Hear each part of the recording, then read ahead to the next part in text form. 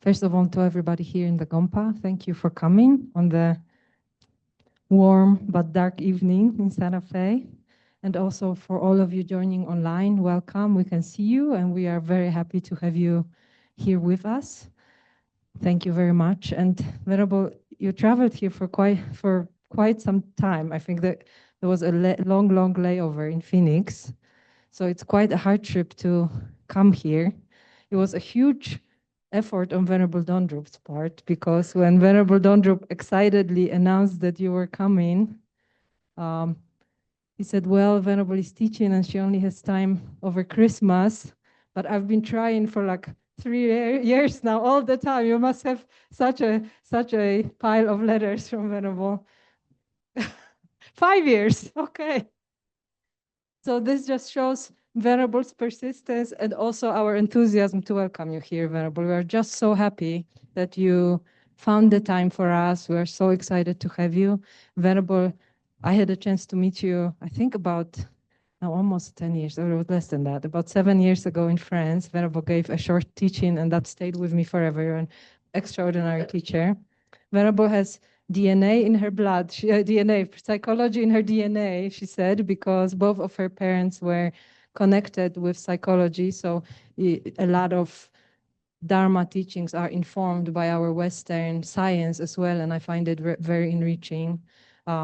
Venerable has now, 20 years of experience as ordained Sangha, although she looks like she's 19, but she's not. Spent time in Asia, spent time in Australia and New Zealand, and is now a teacher and what is it called, Venerable? Like an abbot or chaplain? Chaplain and abbess of a nunnery at the Maitripa College in Portland, Oregon.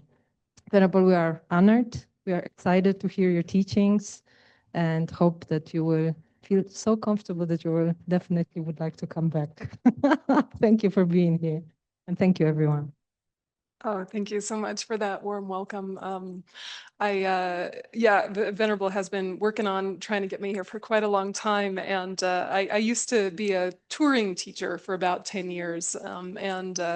Touring teachers, you just get on the roster and they'll come to your center and you just got to book them in. And then I stopped traveling right about the time that they would like me to travel. So you've been so patient, because now I'm just kind of rooted in Oregon, and it's hard to dislodge me now that I've become still. It's hard to get me to move. So I'm sure you guys relate, those of you that were once travelers and then decided, enough now. Yeah, so Santa Fe is a place that I've always really loved and haven't been back to for years and years. So it's really wonderful also to be in Santa Fe and to see this beautiful center that you all have. I'm so impressed and really inspired to be able to teach here. It's amazing. So thank you so much for inviting me. Tonight we're going to do public talk-ish style, but not so formal. So I'll talk a little bit about equanimity, particularly as it relates to relatives, holidays, conflict, relationships, that kind of thing. And then a little bit of discussion, Q&A, and some meditation. But if, as I'm doing the first part of the spiel, you want to interrupt, just pop your hand up. We don't have to wait till the end. So we'll go ahead and do it that way. Welcome. And also a puppy. Welcome. So we'll start with refuge and bodhicitta, just to set our motivations really clearly, and then we'll weave in the four immeasurable thoughts. So if you want to take a minute and set your motivation. Sangye junam zoge junam lai janchu padu dani kapsu chi dagi junyangi be sonam gi rola benje sangye drupa sho sangye chudon zoge junam la janchu padu dani kapsu chi Dagi Junyangi Pe Sonam Gi Rola Penjia Zange Drupa Shol Sange Judam Sogi Chunam La Janchu Badu Dani Kapsu suchi, dagi junyan gi bei sonam gi, rola benji sange drupa sho. And then I don't know if we have the same version of four immeasurables on the screen as is in my head, but the vibe will be the same.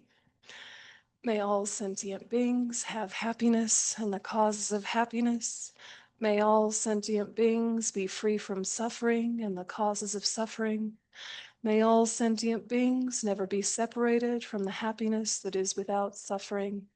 May all sentient beings abide in equanimity, free from hatred, attachment, and indifference. And so just for a moment, let yourself expand and deepen into the most altruistic motivation you can.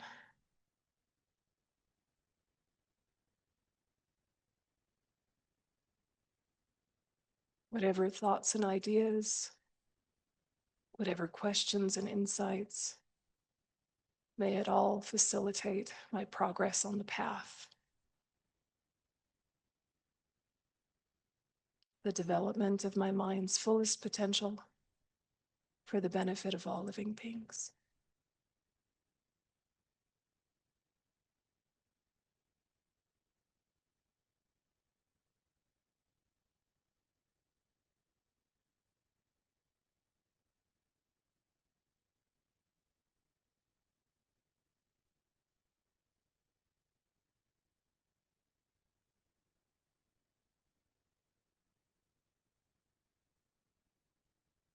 Okay. So, equanimity is a word that you will hear a lot in Buddhism, and it's a word that has different meaning in different contexts. And so it's good to kind of like tease out which one we're talking about today. So when you hear immeasurable equanimity, like in the Four Immeasurables prayer, may I abide in equanimity, free from hatred, attachment, indifference. You know, the prayer itself kind of points you in the direction of the mentality that we're trying to connect with.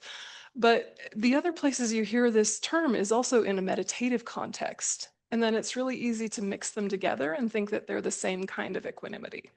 Or you might study minds and mental factors and think that the feeling of equanimity is the same thing, and it's not.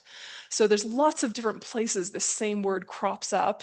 And like so many things in Buddhism, there's way more words in Tibetan, Sanskrit, Pali for these concepts than there are in English. So sometimes we double up. So it's just part of the journey, and I'm sure many of you have found that to be the case already. So other forms of equanimity are like when you're meditating and you're getting good at a meditation. Yeah, and you're really on a roll with it, and you're used to applying antidotes to distraction. And you're so used to applying antidotes to distraction that you've become too tight and apply antidotes even when they're not needed, right? You like overcorrect.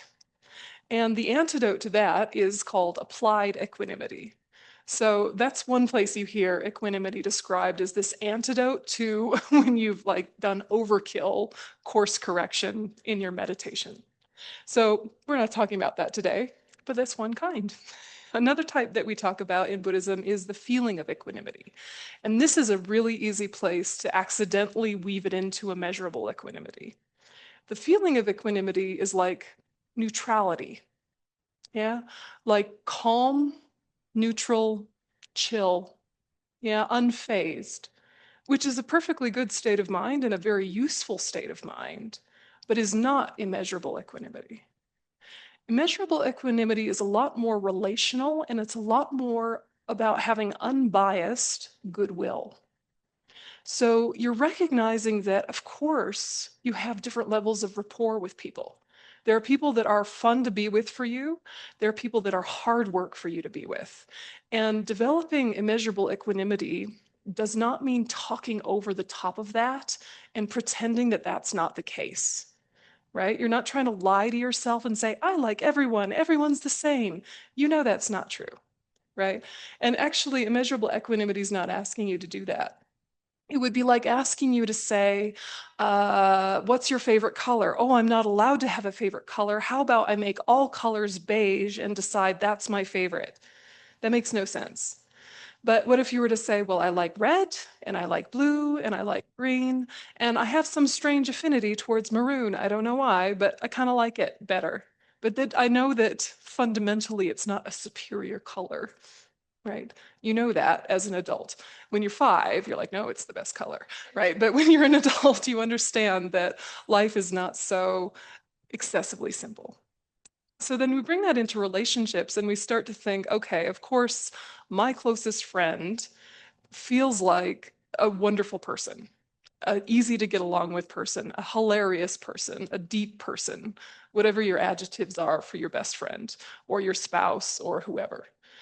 And you know, being an adult, that there are people who have a different opinion, right? There are people who think your best friend is awful, exhausting, hard work, difficult to be around, unforgivable, whatever, horrible adjectives.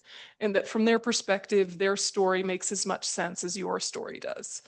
You don't need to be Buddhist to understand that. It's just common sense. It just takes a few seconds of self-reflection as a wise adult.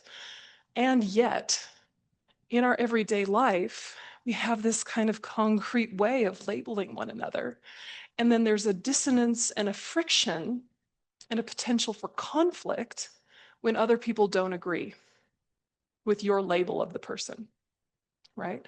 Or your person starts to shift out of the label you gave them. Yeah, either way.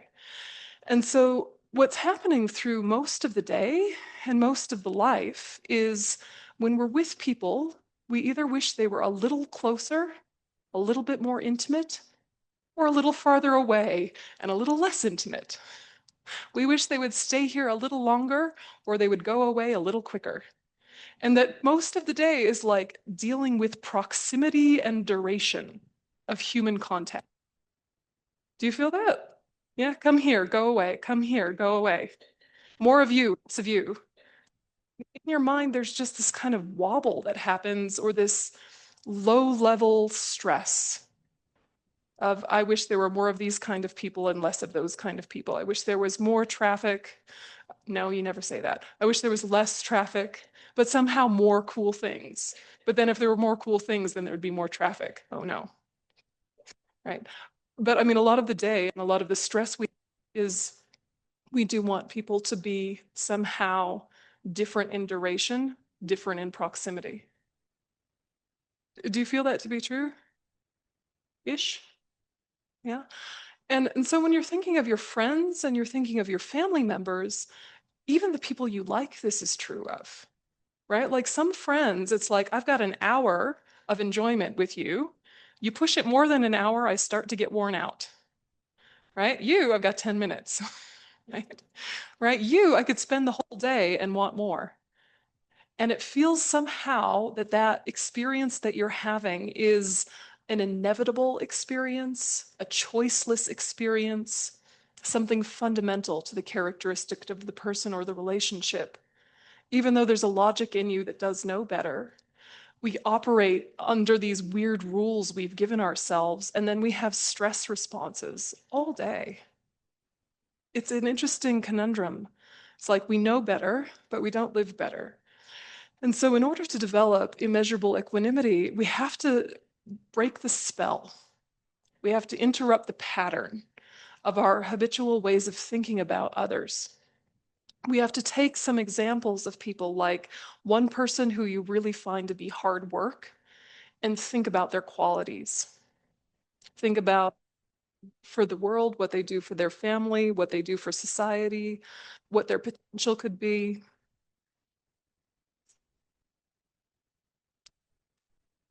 Maybe like this. Is this better?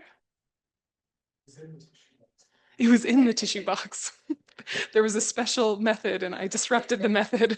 There we go. In. Yeah. In. Okay, like that. All right. At least it's good for comic relief. This is excellent. So when we're thinking about breaking the spell of our habitual thoughts, you have to kind of talk to yourself really intentionally about how you have made the story too simple. You've made the story too short, and you've made the story too self-centered. And that is why you have stress. You would have less stress being less self-centered with a bigger story, more context, more wisdom. So you take the person who's hard work and you think about their good qualities. It doesn't mean like you suddenly want to hang out with them all day, every day. It means that you don't have such a knee-jerk aversion that gives you that internal tightness and that aversion feeling of just, too much, too much. That releases. And what is left is just observations and preferences, but not the tense loading that accompanies them usually. Yeah. So you're thinking, okay, person A is hard work, but look, their mother loves them. Maybe, probably, I don't know, at some point in infancy, we don't know. All right, that you think of something like that. Then you think, okay, what else, what else, what else? And it's actually fairly easy to think of the good qualities of most people. There are a few people where it's some hard work, right? There might be some political figures that you've thought about, maybe historical, maybe long ago. Well, you'll use Hitler, right? Hitler is hard work, right? And he was a great artist. He was a vegetarian.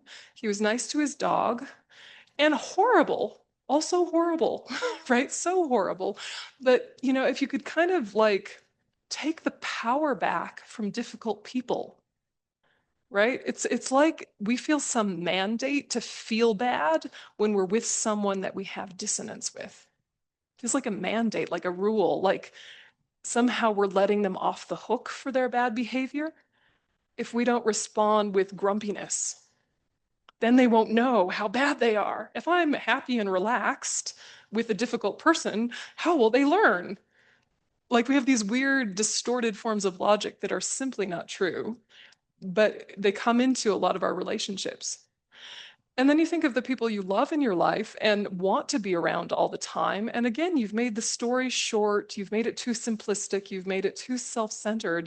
You've really thought this person does something for me. Or maybe they do something for the world and society through the lens of the ideals I particularly cherish. So it's still self-referent. It doesn't mean that they're inaccurate observations. It just means that you've only took a slice of their behaviors and built a whole story and need around those. And so then you think of the person you have some attachment to and their negative qualities without going too far and tipping yourself into grumpiness about them now too. Right. Okay, so you think of your close friend and you think, okay, many good qualities. I could list them for years. And also, on a car trip, they sing out of tune. It's something stupid, right? But something that's like, that's not ideal. Or they will not stop talking. Or they don't talk when I really would like them to. They won't share an opinion about this or that. They're trying to be too balanced, too diplomatic, and I just want to know what they really think. Grr, whatever. Think of things that kind of balance that feeling of, I need them in order to be happy. Because if you think about people, I need you in order to be happy, what you've done is you've objectified a human being. You've made them into an object, like chocolate, right? To either give or take your happiness. And that is not an appropriate way as a spiritual practitioner to view other human beings. But it's normal, it's human, we all do it. But if we want a richer, more dynamic, more joyful and contented life, we've got to keep our heart open to the bigger picture, the bigger story, less self-centered. So then when the person you love is with you, you simply enjoy them and love them. But you don't have that grasping, chasing, I need more of you. I need longer time with you. I need you closer. You just kind of enjoy. Right? And then the person you don't like is in front of you, you go, well, you're quite unpleasant. Oh, well, like it doesn't have the power to rob you of peace. So by consciously balancing the story, you benefit. And that kind of equanimity means that you're able to enjoy life without having given all of the power to the outside world. With people that you're indifferent about, that's kind of a bit more abstract. We're talking kind of about strangers or like loose acquaintances. But if you can use some memories of when a stranger has been the one to save the day, then and really think, okay, that one instant is reflective of all humankind. All humankind can be that stranger that really got me out of trouble in the nick of time. Now, I often think of like car trouble pre-cell phones, right? Like Strangers have really saved my bacon in car trouble pre-cell phones, right? Somewhere, and I mean, I'm sure cell phones existed, but I was too poor to have one. I don't know, somewhere 1995-ish, my alternator went out somewhere in Montana. I had to sleep by the side of the road in my car, and then the next morning, magically, a tow truck showed up. Someone called it in. Someone said, "Hey, I saw a car on the side of the road with a person in it. Go to them." Right? Stranger helped me. I don't even know who called them in. It's a story from years ago, but it helps me remember humans have this in them. And if we kind of speak to the altruistic potential in people, it's more likely to be the experience we have of them. Do you know this experience when you're in public, especially in a crowd? If you're in a crowd and you're feeling very alienated from strangers, very out of sync with humankind, if you're feeling other, you often bump into people more often, or you get startled by them, or you get disoriented and like can't find your gate, like at an airport or a train station. But if you're feeling kind of like love of humanity, connected to all sentient beings, often you get into that beautiful flow state as if you were part of a school of fish, right? Or a herd of horses, and you're all kind of moving together with the crowd of humans, and there's a flow, and you weave in and out of them, and you find your way clearly, and there's kind of an ease in your aspect. Can you kind of feel like two different days, a day when you're on, a day when you're off, however you frame it to yourself? Your experience of others is very different depending on your state of mind. But if you don't take control of the fact that that is your power to have, you might get home at the end of the day and think, people were weird today. They kept bumping into me. It was so strange today. The signs were all hiding. They must need to be washed. And you start to think it's the outside world is why I feel this way. But it was just a mere condition. So immeasurable equanimity has all of these ripple effects in terms of peace, potentially, but it's a big ask. And so in Buddhism, we do a lot of meditation using kind of manufactured examples or remembered examples together with logic to remind ourselves of this wisdom that we probably already knew in some way or another already, but we deepen that knowing so that it becomes more the default way of thinking. Thoughts so far? Questions so far? Agree, disagree?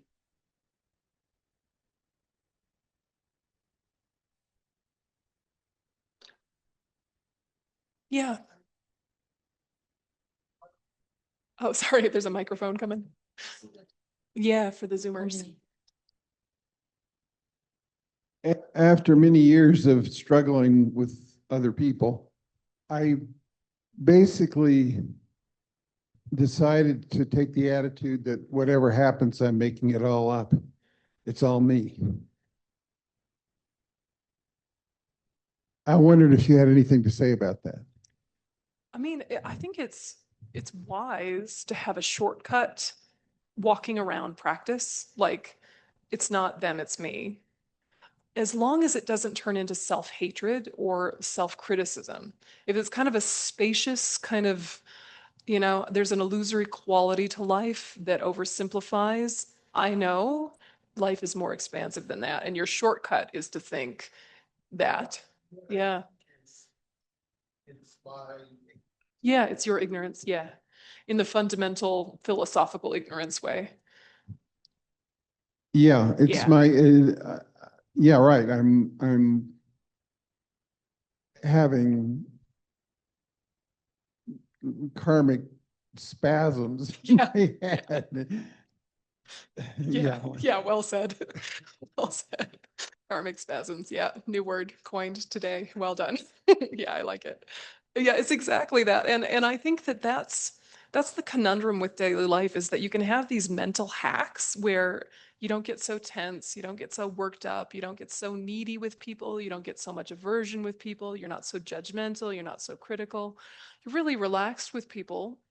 But then, what if someone does an awful thing? Can you respond from a place of peace rather than a place of agitation?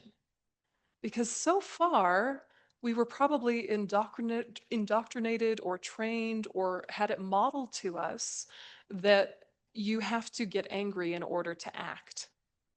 Or injustice can only be responded to if everyone's worked up and full of passion about it. And I think then, the next level practice is to be really in this place that you're describing of like, it's not them, it's me. This is, karmic spasm. This is my innate ignorance. And also, in the relative, people shouldn't hit each other, for example, right? Something basic. People shouldn't hit each other. What do I do if I see harm happening? Do I need to get worked up in order to act? And from a Buddhist perspective, it's like you value sentient beings so much that it's too important to get mad. The world might say, you should get mad. This is really important, right? We have this like opposite logic of this is so important, this injustice or this one incident in front of me, that I need to come to my most peaceful place. Because from that place, I have the greatest creativity and I have the greatest access to my life's wisdom so far. If I'm worked up, if I'm agitated, if I'm thinking, this is wrong, and it might very well be quite wrong in the relative, but I've let myself get angry, then my options for response become very simplistic and very knee-jerk and often very animal. Yeah. Or they become, classic trauma responses, fight, flight, freeze, fawn, the classics, right? And so those are all normal and natural, but what can happen is that if you get too good at equanimity without skillful means, is that you become passive. And you think, people, what are you gonna do? And there's a complacency. And so what we wanna do is have this beautiful equanimity internally where we really can be at ease despite whatever level of rapport we have, whatever preferences we have this mental ease and this unbiased goodwill towards people. And at the same time can respond in the relative with the basics of the ethics of non-harmfulness. Yeah, some things are right, some things are wrong. We don't have to overthink a lot of things. Stealing, thumbs down, right? Killing, thumbs down. Like we don't have to overthink it. And sometimes we do, right? So if you're thinking, all right, so this is wrong and I'm at peace, now I act, it's going to have a lot better chance of effectiveness. And you're going to be a lot more flexible to pivot if the choice you made isn't working. If you're really agitated and you act and it's not working, your ego is all involved and you double down. And you're like, no, this is the thing to do. This is wrong. I see it. I know it's wrong. And this action that accompanies my observation of it being wrong is a necessity. And you lose all creativity for another way or another strategy. So picture, I don't know, Thanksgiving dinner or Christmas dinner or Hanukkah dinner or whatever dinner where you're with all of the family in a way that you maybe aren't as often. And most of your family is being friendly and behaving and lovely to each other. And there may then be alcohol. And then there might be more candor due to the alcohol. And then maybe people's restraint is less. And some of your family members, that makes them more jokey and lovely and warm and chuckly and great jokes come out and much silliness and merriment. Fine, lovely. And then for a couple of your family members, they get dark, right? They get dark or they get weird, right? I don't know if that's anyone else's experience. Yeah, got a couple of relatives in there that get dark and or weird under the influence of an intoxicant. And it might be the majority of your family is completely able to cope with it and is fine and is lovely and it loosens them up, whatever. Taking alcohol is ethically neutral unless you have a vow against it. I'm not saying anything about alcohol particularly, but it's what do you do as the observer when you notice one of your relatives getting weird? One of them's getting weird or they're getting aggressive. And, by weird, I mean like they might get kind of boundaryless or they might get kind of inappropriate or they might still start telling jokes that are a little off color, a little sexist, a little racist, a little homophobic, a little something, just like not nice. Or they start like picking on each other or like bringing up old grudges. This never happens in family dinners and holidays, does it? I don't know. You know, some families are very chill and this doesn't ever happen, but you know, I hear things. Anyway, so imagine you're the observer and you're also seeing sweet little kids, you know, playing at the kids' dinner table and they're like happy and enjoying each other. And you're seeing that difficult relative A is starting to approach table of children and bringing whatever kind of toxic vibes that they're, you know, intoxicated with together with the actual intoxicant over to the children's table. And parents of said children are not standing up and creating a barrier. What do you do? And of course, like you're the expert of your own family. It's going to vary case to case. But to have the space to be creative and skillful in the moment of, is this a time to deflect Uncle Fred? Distract him? Yeah, talk about the football. I don't know, show him the new renovation project. Or is now the time to confront Uncle Fred and be like, mate, you've done this a million times, cut it out. No. I have enough social credentials in this family to say no and for the rest of the family to back me up. Sometimes we don't. Sometimes the rest of the family won't back you up. Do I rescue the children? Right? But do you understand how when your mind is really spacious and relaxed and equanimous, you also worry about good old Uncle Fred hurting himself by allowing this bad behavior. You're caring about him. You're caring about his karma. You're caring about the drama he might create. One more nail in his coffin in the reputation of the family about him. One more incident with him. Right? So you care about him, you care about the kids, you're caring about everybody. And it's without that tightness of I need to be the savior, or the tightness of I'm always the victim, or whatever your story about you is.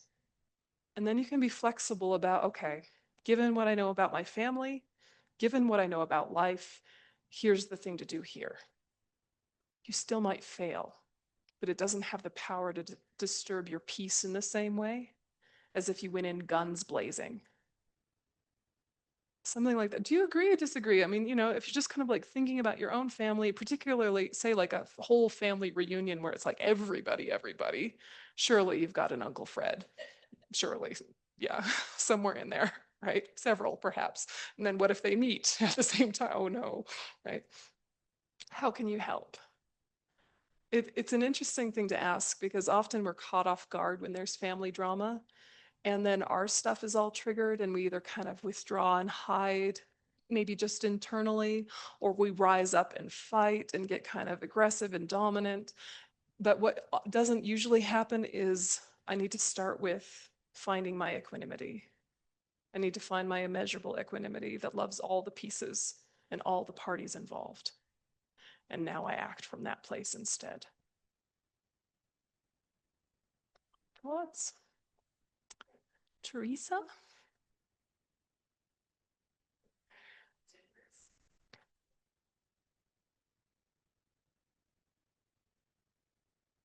I'm thinking about how I like this idea of a more creative solution because when I'm in that kind of situation, pretty predictably, I go to victim.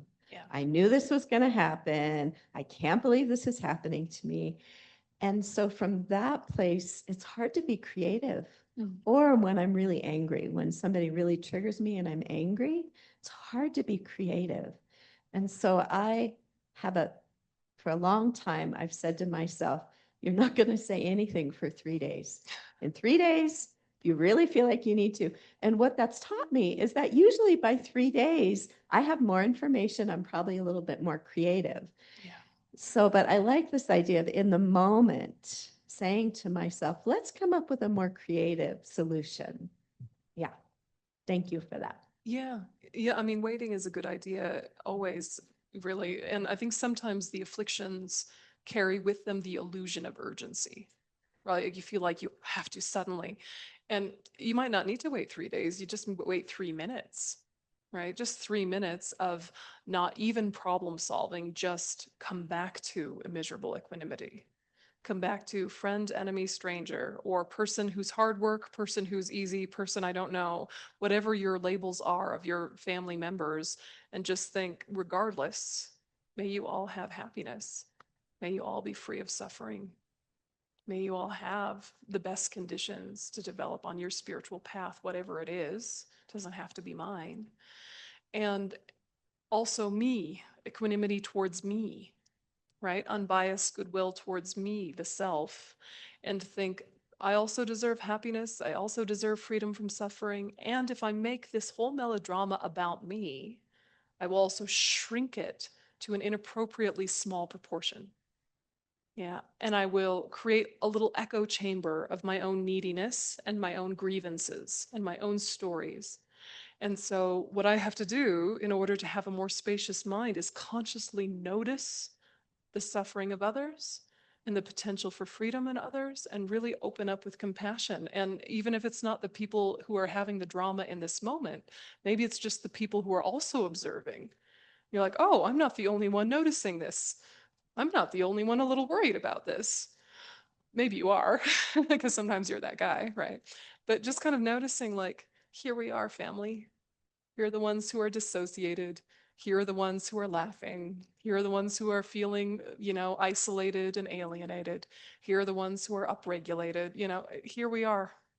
And this one family of mine is an example of all of humanity. And what is my radius of positive impact in this world? It might be these people here, these people who I have relationship with. This is where I can create world peace. This is where there can be some ripple effect. And so it's like taking responsibility for your impact in the world, because to say your impact in the world sometimes feels really abstract. Like, I'll try and recycle, okay. Like, I don't know, I'll compost, whatever. Like, it feels kind of abstract. But if you think of the people you actually know, the people you actually have an influence over, sometimes it makes you level up your focus and your intention. So that can help create spaciousness, just a conscious observation of the other people in the room and considering what might be going on for them. And you don't even need to know, right? You're just making an educated guess, but that very process expands your focus, creates that spaciousness. Yeah. Yeah, other thoughts about equanimity? Challenges or things that have worked for you? Yeah, please. Oh, yeah. Zoomers, then rumors. Jay, please feel free to unmute yourself. Thank you very much.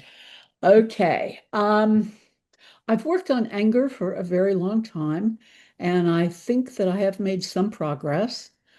The thing that disappoints me, and I'm not clear how to address this, I do the Vajrasattva practice regularly, have for a few years. I will spontaneously, I'll be alone, fortunately. In my mind, something comes up about someone who's harmed me in the past, and I curse them. I do that before I have a chance to do anything else. Now, what I then do is endeavor to sort of shift that and send them positive energy, right? To kind of counter my anger and my upset and my bad wishes for them, to put it politely. So what else can one do with this sort of thing? I mean, I don't know if it's unique to me. I don't know, but it's very strong. Thank you.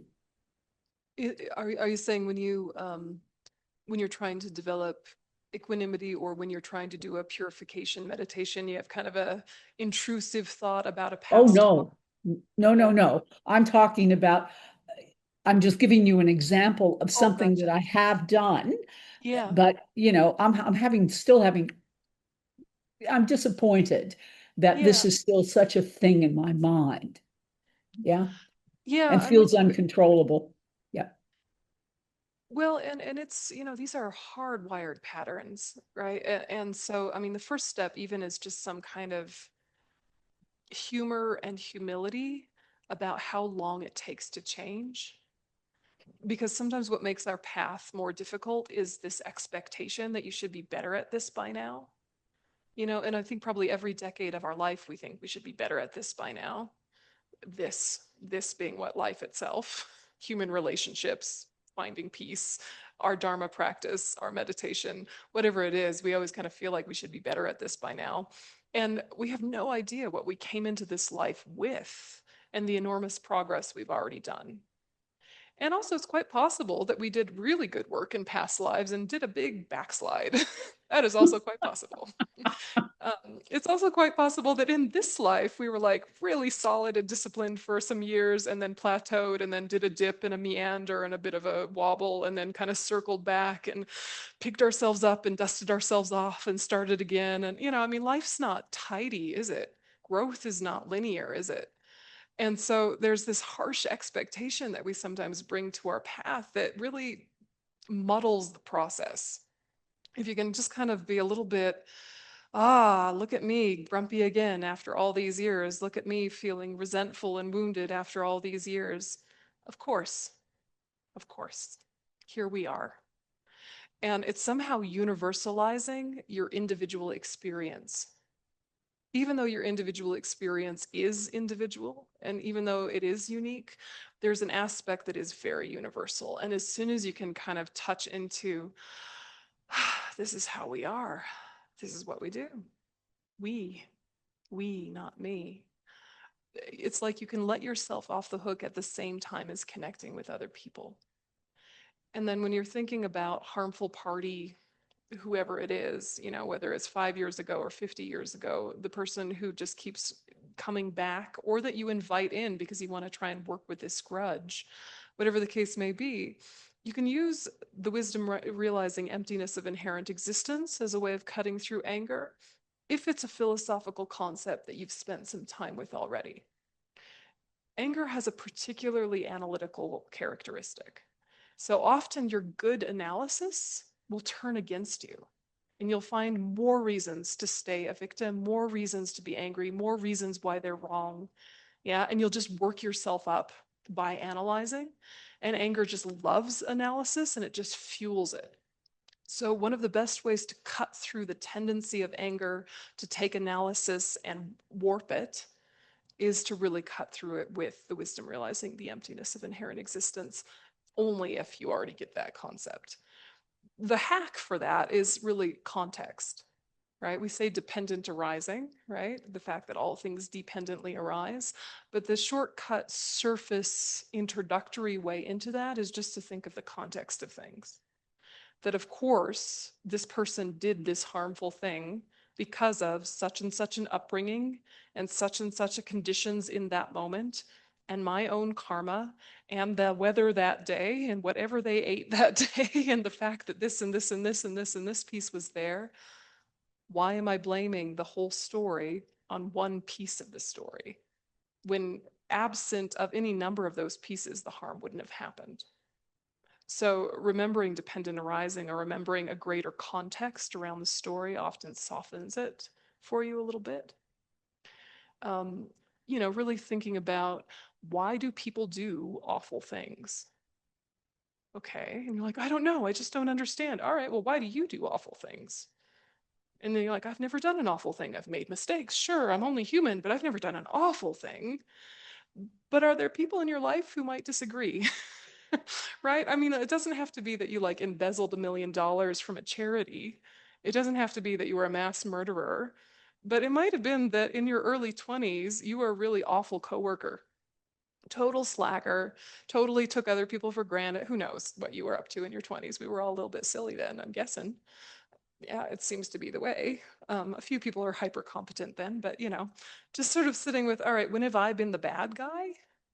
Would I have branded myself as the bad guy? If I knew the negative impact I was having on people, would I have done the same thing? If I knew then what I knew now, hindsight, etc. And you kind of realize, oh, right, yeah, bad behavior is born from ignorance, right? Of course, innate ignorance, but also just worldly ignorance. You just don't get how you're hurting people. Most of the time, we hurt people unintentionally. There's only a small percentage of the time that we plot to hurt someone on purpose. What would it take for you to plot to hurt someone on purpose? You would have to be so worked up. You would have to be so unwell. You would have had to make the story so black and white. You would be hurting so much and have such a tightness around your story, right? Like, think of how little kids get when they're having a tantrum. That is suffering, right? And as an adult, you see the chaos they're creating and you see the toys that they're throwing, but you know that is a symptom of suffering. And you want to figure out how to help them settle down, and you want to help them feel safe again, and you want to prevent harm in the meantime, but really you're thinking about their suffering. But when adults are horrible and are throwing their versions of toys, it's so much more dramatic and the harm is so much more that we get distracted and we forget it's the same reason. They are throwing a tantrum. Tantrums are from suffering. If they did not have suffering, they would not have bad behavior. And that can kind of settle your victim mentality, that can kind of settle your feeling of being wounded and kind of open you back into, oh no, I don't want them to suffer though. Of course, I don't want them to have hurt me or hurt people who are vulnerable or people that I love. But of course they did, because they were suffering so much. They got themselves into a cloud of crazy, just like a little kid having a tantrum. I've been that guy. It might have looked different. The details are different, but there's a sameness there that I can touch and have sympathy for. So sometimes those strategies help. You know, if you're using the same strategy all the time and it's not effective, you can always come at it from another angle, whether it's the angle of wisdom or it's the angle of compassion. Anger has a lot of antidotes, fortunately. But it is good to recognize that when it's really peaking, anger's analysis will take over your analysis and make it worse. So sometimes it's best in the peak of anger, or if you've gotten yourself re-triggered, to do something simple like prostrations, like mantras, like a walk, like do the dishes, like pet your cat, do something simple and physical and grounding, and then come back to more analytical practice once your nervous system settles down a bit. I don't know if that helps, but maybe some food for thought. Yeah, Did thank you you. want to follow up at all? Sorry? Did you want to follow up or just process? No, I'm good. I'm good. I know where to go. Thank you. Good luck. Did you had one before? I guess I wanted to start by just saying how grateful I am for this teaching tonight, because it's connecting some dots for me for something that I've been working through. For a lot of my life, there was the racist or homophobic comment, oftentimes as a joke, haha, with a group of people who were also haha, and I'd let it slide, and it didn't feel good. And lately, just the other night, her and I were in a situation where this happened, where there was a comment, and lately I've sort of gotten to the point where I'm not going to let it sit. I'm going to make some kind of comment. I'm not looking to You're not picking a fight. Yeah. Yeah. One of my favorites is "Now I've heard everything." Yeah. Just some kind of I'm not letting that go. Yeah. Yeah. So anyway, thank you very much for helping, because this is something that's really current. I'm glad. Yeah, I'm glad. And it's like the Dharma should kind of have the ring of truth for your own wisdom, right? You're like, your inner guru kind of goes, yeah, that is true. Like, you have a recognition of, I did know that somewhere. I hadn't quite put it into words. I think that the Dharma at its best, imperfectly conveyed by the human, right? But the Dharma itself, it's got that kind of like, oh yeah, I knew that. I forgot. I didn't totally know. It wasn't in words, but I know it's got that ring of truth. And that it also speaks to something that you understand about people, right? Like, we know when you confront people, they don't like it, right? We know that already. We didn't need the Dharma to tell us that. And also, we know that sometimes people need to be confronted. Conundrum. right? And you know also when you are flexible and spacious and peaceful, that really informs the way you confront and really makes a better chance of success. You know, when you've really like not made it about you and you've not made it about success, but you're just trying, there's a spaciousness that often means that the other person can receive what you have to say because they don't feel like you're setting it up for a fight, right? Like you can even kind of be playful about it and be like, really? Come on, man. Anyway, off to something else, right? It's like you kind of touch the conflict and pivot before their ego has time to get too worked up. But in the back of their mind, they're like, oh, yeah, maybe I shouldn't say that anymore. That is a old-fashioned, inappropriate way of speaking. Was not cool even when I learned it, but super not cool now. Right, adjust, and it's sort of like you allow them to save face, you allow them to have their dignity, and also the lesson has been learned. But it's so hard to do that if you're tense, and it's so hard to do that if you need to win. And like we already kind of know that about people. And yet, we kind of need some extra fuel because in these moments, it's like, eek, scary to confront people and for it to be useful. And so I'll just kind of clumsily go like, stop it, and that doesn't really work.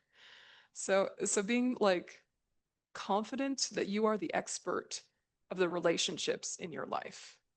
You know who will be corrected by a joke or a distraction or a heartfelt plea or whatever. You know who needs what when your heart is really open and you're feeling really spacious. You know, right? You know the people in your life, or at least you have an educated guess, and you can get in that kind of flow state of, okay, for this Uncle Fred, I'm going to do a short, sharp shock of, oi, none of that, cut it out, moving on. For this Uncle Fred, I'm going to do the, come on, man, you know better than that. Let's not, come on. Which version of you is going to be the most successful. And also when to cut your losses of, actually, I'm not the guy in this context that is going to be any use here. I've probably tried and failed a million times. This might be someone else's job because they have the karma or the connection or the skillful means to get through to them. Do I need backup? So when you're with your families, if there's that baseline of, may we all be healthy, may we all be kind to each other, may we clear what blocks our hearts, because we want to love each other, and then all this stuff gets in the way. And we want to love each other and we want to have a happy family time. And then there's just all this stuff, these grudges, these missteps, this differences in opinion and politics and ways. And that doesn't need to interfere with connection. Do you think? It can sometimes feel like there's some views that are too high stakes and they really like, yeah, I might have to break the connection. But a lot of things, no. And if even those high stakes things, say you've got a family member who has just an absolutely toxic behavior that is just, really unforgivable because it's continuous and it's continually harmful and you need to take some distance. If it can be kind of Al-Anon wisdom, right? Detach with love, right? Good old Al-Anon or AA psychology, right? Detach with love. That feeling of, yeah, I'm going to take some space, but I'm not going to slam the door in their face. It's a very different taking space than good riddance. Yeah. Because the good riddance doesn't really teach them the lesson that we hope it does. We hope by this famous final scene, suddenly they're going to come to some clarity. Unlikely. They'll probably just think you're a jerk, right? And themselves go good riddance. So yeah, if you can do that, detach with love if you need to, but otherwise just kind of having this baseline, unbiased goodwill. You I get, you I don't get, you I'm not sure of, doesn't matter. Regardless, may you be well, may you be happy. You I like talking to about ideas, you I like talking to about football, you I like talking to about cooking. Whatever, may you all be well, may you all be happy. Does it feel like there's some resonance in those thoughts? It's okay to have qualms because, we got qualms, we got issues, we got, stuck spots. You're like, yes, but if you knew my brother, right, or whoever. I don't have a brother, don't worry. Right, any final thoughts before we do a little meditation? Or questions?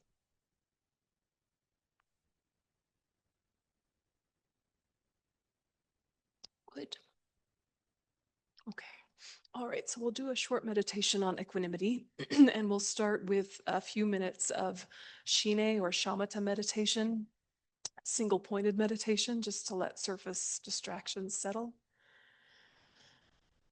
So if you can bring your back to a straight posture without any tension as best as you can, shifting in the cushion or on the seat until you find kind of a balanced way of sitting.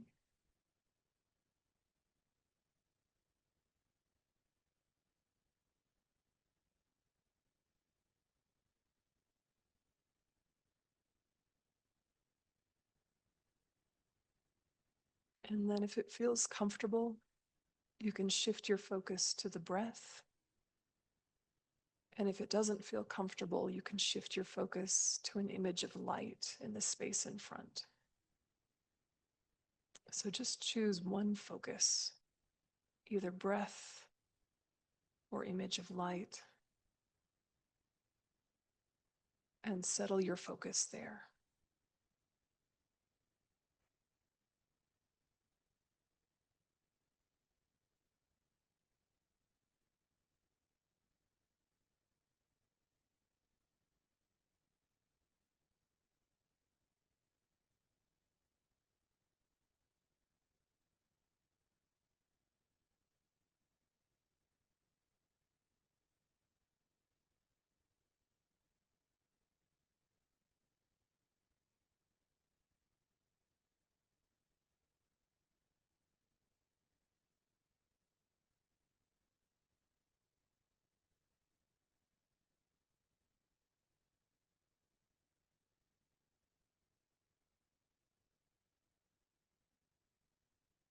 And lots of thoughts might arise, or different mental impressions, or sensory experiences.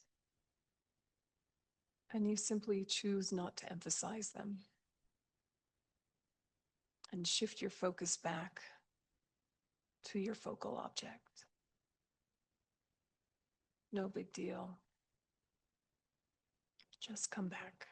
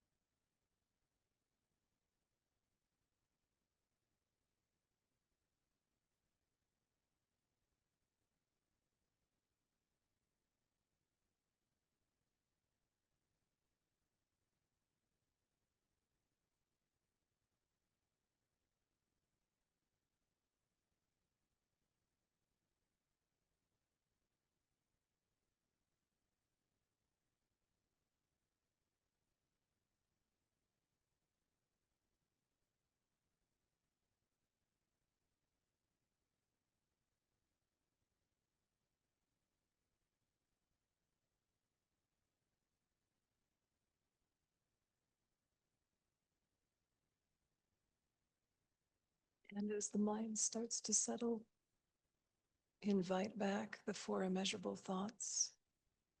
First thinking, may all sentient beings have happiness and the causes of happiness. Let your mind meet and connect with immeasurable love.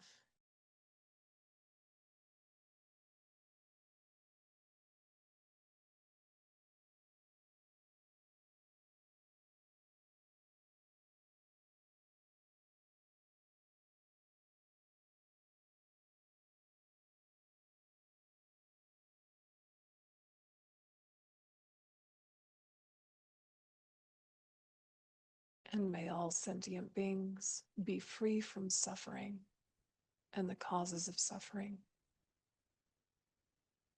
Let your mind meet and connect with immeasurable compassion.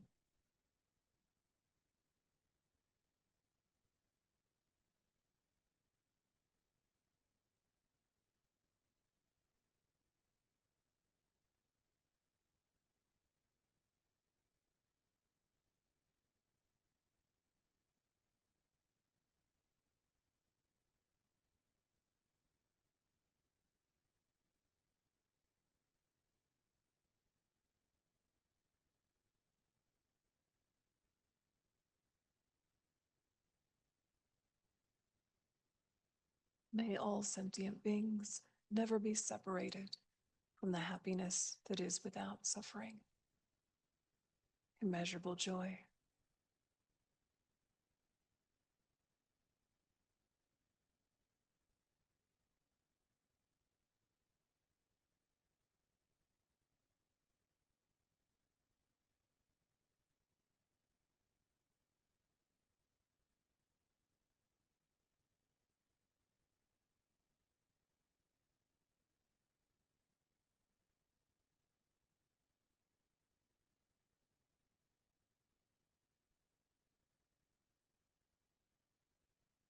May all sentient beings abide in equanimity, free from attachment, hatred, and indifference. Immeasurable equanimity.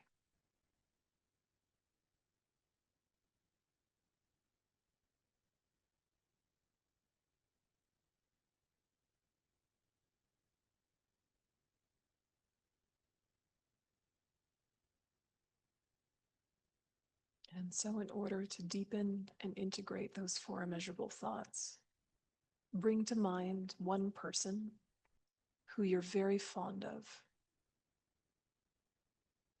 who you have easy affection for, whether a relative or a friend or a spouse. Just bring one person you're fond of to mind. Visualize their face, standing there in front of you, the sort of clothes they normally wear.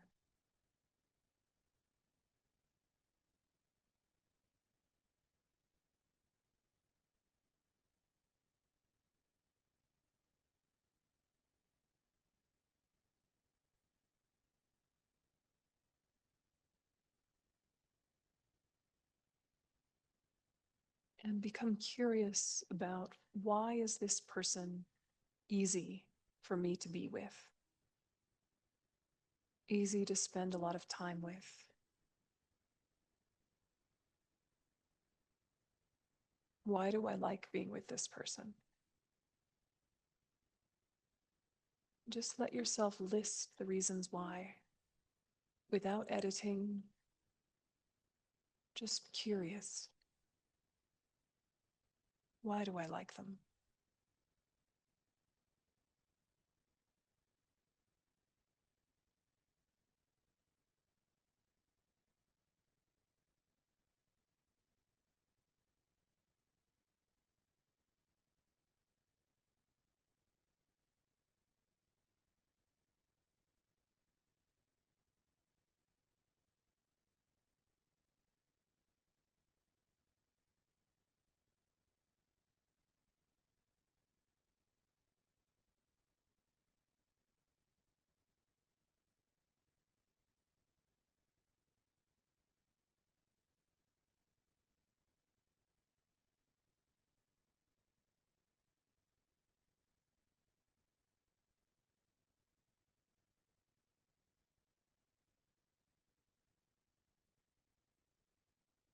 Maybe you're thinking some things like, I like that they get me,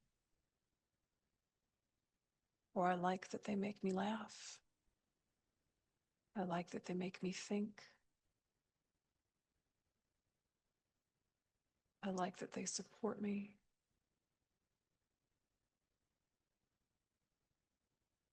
I like who I am when I'm with them.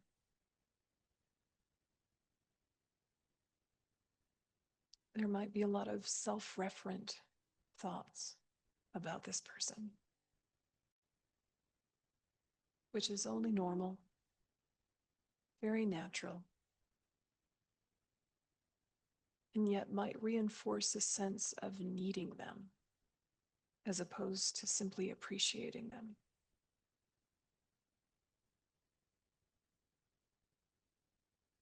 These observations might feed attachment that exaggerates how much they give you happiness, as opposed to your own mind's response and opinions and karma giving you happiness.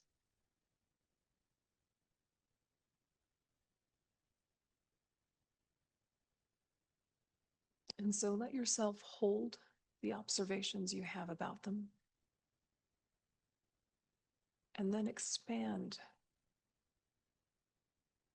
and objectively think a little bit about what is not ideal about their personality or their behavior. What might be a little problematic or a little annoying also.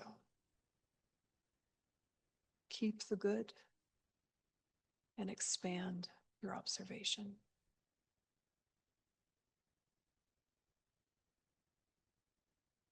Just objectively, not punishing.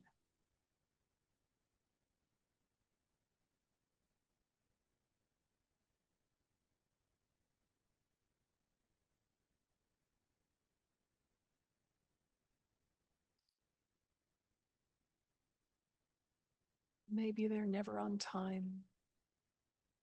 Maybe they're rude to waitresses. Maybe they don't look after their mother. Whatever the case may be, just let yourself notice that there is more to the story than the story of your attachment.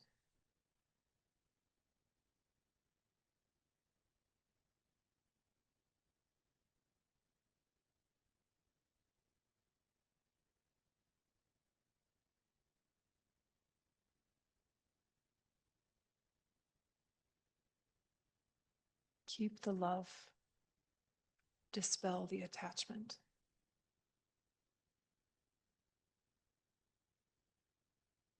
Interrupt the need. Keep the appreciation.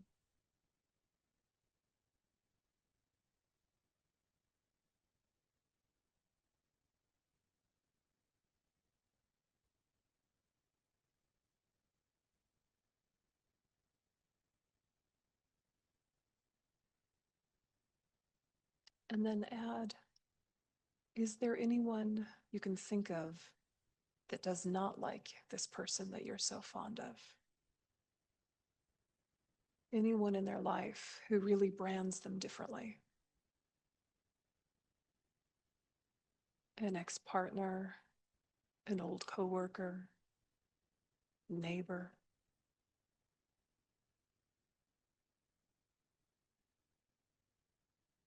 Anyone whose view of them is very different to yours.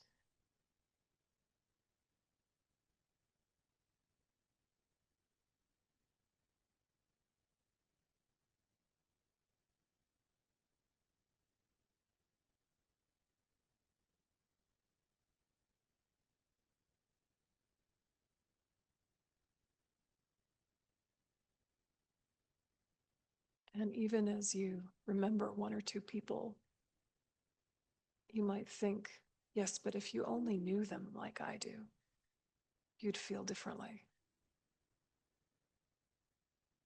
And they would say, if you only knew them like I do, you would think differently.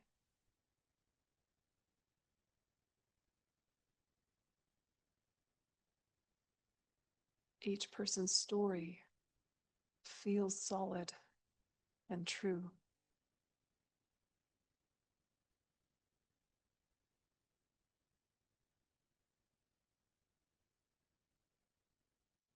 And so, what is true? This dear one that you love just wants happiness, doesn't want suffering, is sometimes skillful about achieving that, sometimes unskillful.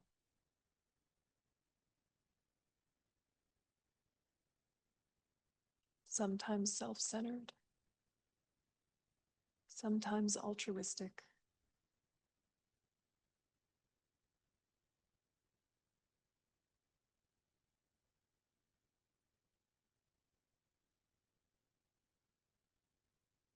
And so allow yourself to find them lovable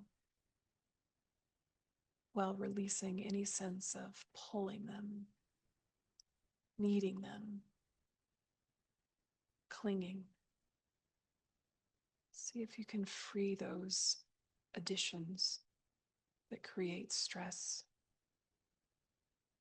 that give rise to more afflictions. Just keep the love. May you have that happiness.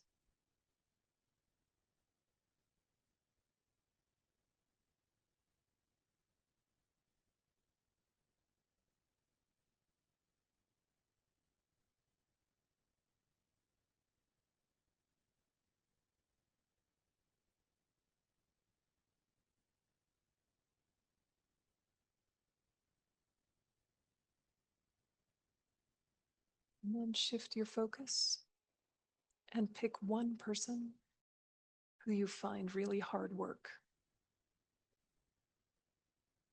Maybe an enemy, maybe just someone who's difficult, who you don't like being around, who annoys you. Maybe the sound of their voice is grating. Somehow they get under your skin. Try to see their face, imagining the sort of clothes they wear, their general appearance. This person that you do not like.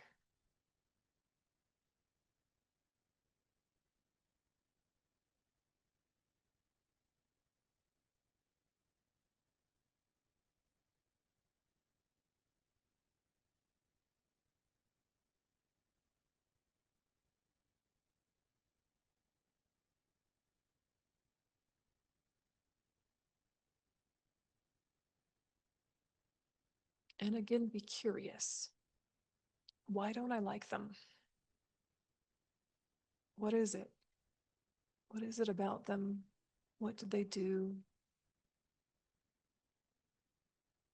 And without editing yourself, notice the list that you make. Just being curious. Why don't I like them?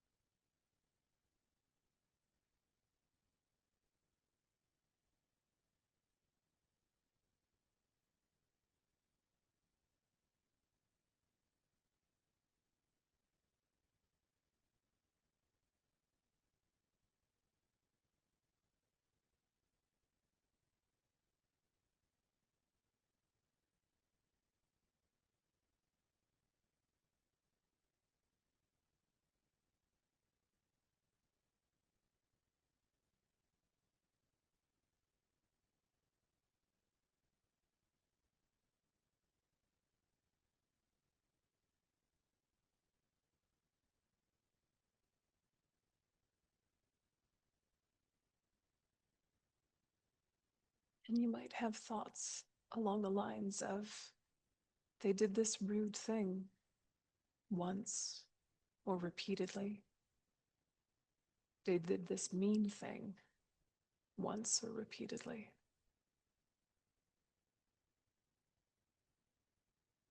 They do this destructive thing once or repeatedly. They don't get me. They don't respect me. They're trying to harm me or those I love or those who are vulnerable. Somehow what they do just isn't right.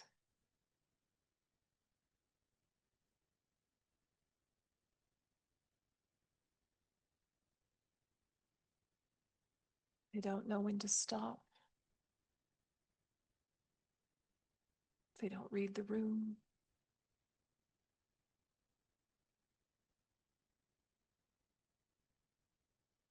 Whatever the case may be. And again, noticing how many of your thoughts about them are self-referent.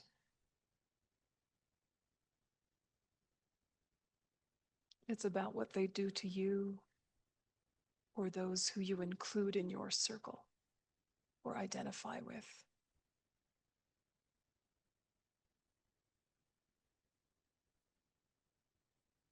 Which is normal, which is natural, and is also too small a story. Try and think of someone in their life who really relies on them, who feels really supported by them or cares about them.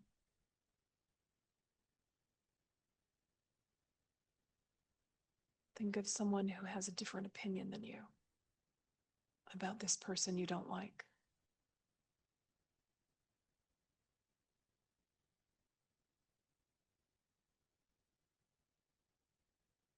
Remembering or imagining.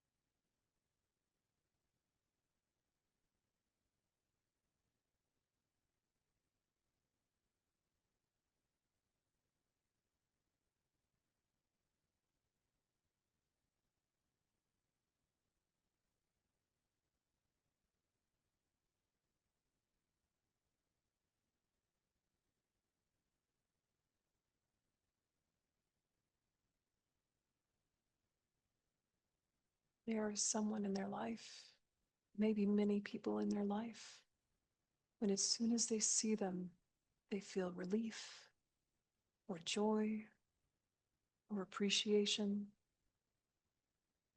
or neutrality. They hear their voice, they observe their behavior, and it doesn't particularly affect them, or they might even like it.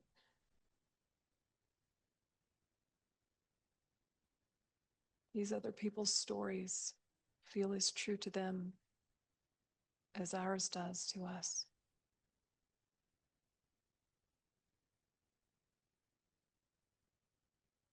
And so what is true? This person just wants to be happy, just wants to be free from suffering. All of their actions come from those urges. And just like my dear one, sometimes they are skillful and sometimes they are unskillful in trying to achieve that happiness or relief from suffering.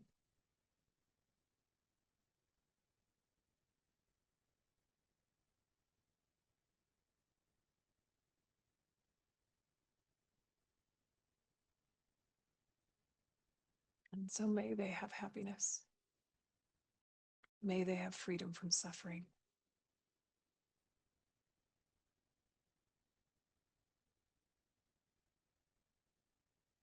May they have all the conditions they need to develop their mind, to open their heart.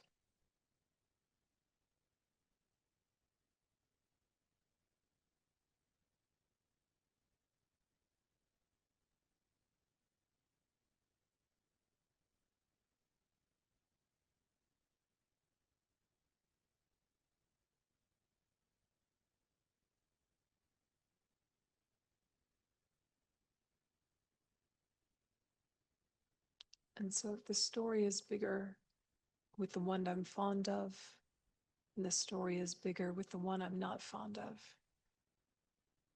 and probably the story is bigger with every single stranger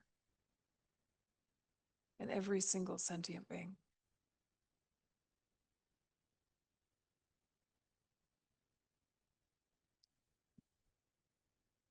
And what unites all of us is that basic need of just wanting to be happy, not wanting to suffer. Sometimes successful, sometimes unsuccessful,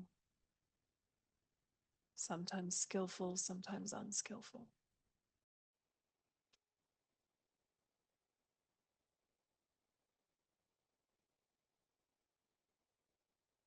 And so imagine thinking to all sentient beings, regardless of my level of rapport with all of you, may you all have happiness. May you all be free from suffering.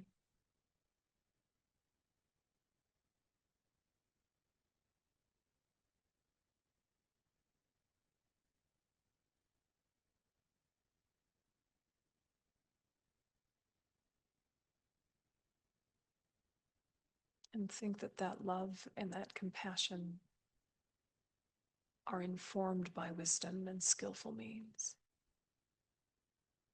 And you send it out evenly, equanimously, in all directions from your heart in the form of light.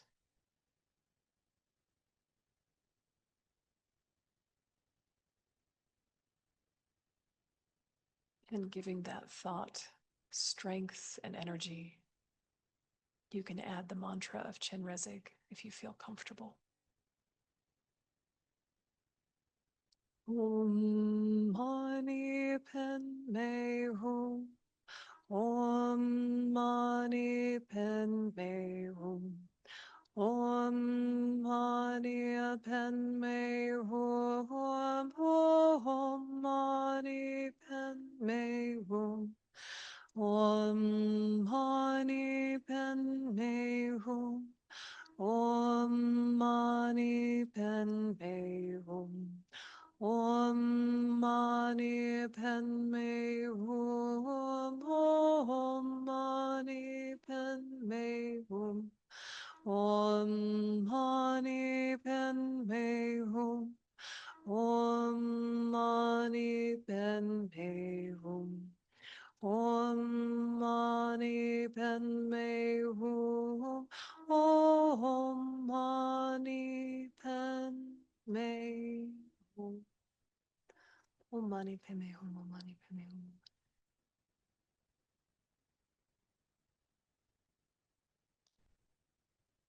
Om Mani Padme Hum.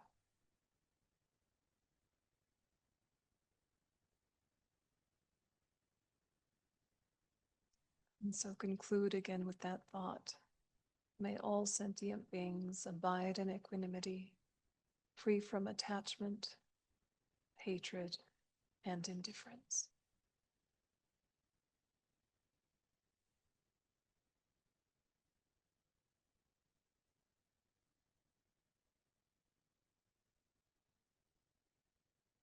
And may they abide in love, compassion, and wisdom.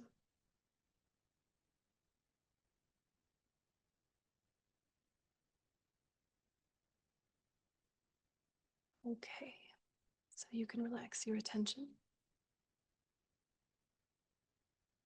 It's equanimity meditation is one that you can do in a shorter form or a longer form. But even if you're just kind of having a quiet thought to yourself while going for a walk, just kind of unpacking how self-referent our labels are and trying to expand it and really look at it from different angles and see if you can get your mind into that place where you're just wishing people well. And at the same time noticing, yeah, I've got preferences, but those preferences are not the mandate for whether or not someone gets happiness or not. And just kind of feeling your way into it day to day and noticing when your heart kind of shuts down or blocks and why. and noticing when it opens, but then it's open and then reaching and pulling and kind of being like, no, no, no, no, no, keep it open, let it go, keep it open, let it go, and just kind of being curious about your own responses to other people and see if you can challenge what objectifies them, and really ask yourself some critical questions, because it can really help you live in a more peaceful, joyful way and really be able to enjoy people kind of regardless of their personal relationship to you. So from that place, all other qualities can be built with a really strong foundation. Sometimes we try to develop love and compassion because they're very beautiful and very accessible, and we all know they're a good idea, and we forget we kind of need equanimity as a basis. Otherwise, we're on shaky ground. So anyway, happy practicing, happy holidays, and thank you all so much for coming. Tomorrow night, we're going to do a totally different topic. We're going to do Tara. So if you're in the mood for a gear shift, that's what we're doing tomorrow, right? Right? Yeah, tomorrow. Tara tomorrow. Yeah, thank you so much for coming. We'll do a quick dedication. Just the classic. Janchu semcho rinpoche ma ke panam ke gyochi ke pan yampa me pa yang gone gondu pelwa sho. Thank you so much, everyone. Thank you for your time and coming out. Appreciate it. Thanks, folks on Zoom.